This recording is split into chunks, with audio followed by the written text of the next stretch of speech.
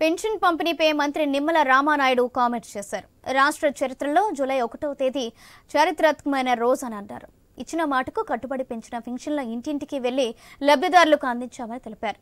ఆ సమయంలో వారి కళ్లలో ఆనందాన్ని చూశానని, గత ప్రభుత్వంలో జగన్ దివ్యాంగులకు కనీసం ₹1 కూడా పెన్షన్ పెంచలేదని ఆరోపించారు. ఆయన వాలంటీర్ వ్యవస్థ లేకపోతే పెన్షన్ పంపిణీ జరగదని, వైసీపీ అసత్య ప్రచారానికి టీడీపీ స్వస్తి పలికిందన్నారు. వైసీపీ పాలనలో పింఛను కోసం ఎండలో తిరిగి 34 మంది మరణానికి జగన్ కారణమయ్యారని మండిపడ్డారు మంత్రి నిమ్మల రామానాయుడు.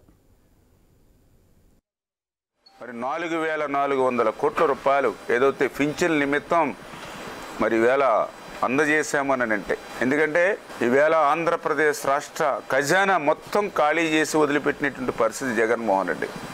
ఖాళీ చేస్తే పర్వాలా, మళ్ళీ ఎదురు 12,50,000 కోట్ల అప్పు ఈవేళ ఆంధ్రప్రదేశ్ రాష్ట్ర ప్రజల నెత్తి మీద పెట్టాడు ఈవేళ జగన్మోహన్ రెడ్డి. ఖజానా ఖాళీగా ఉంది, ఎదురు 12,50,000 కోట్లు మళ్ళీ అప్పు. అంటే అప్పుని తీర్చాలి, అప్పు మీద వడ్డీని కట్టాలి, మళ్ళీ ప్రజలకి డెవలప్మెంట్ వెల్ఫేర్ చేయాలి. మరి ఇటువంటి క్లిష్టతరమైనటువంటి పరిస్థితుల్లో కూడా మరి చంద్రబాబు నాయుడు గారు 4,400 కోట్ల రూపాయలు ఈవేళ వృద్ధులు, వితంతులు, దివ్యాంగులకి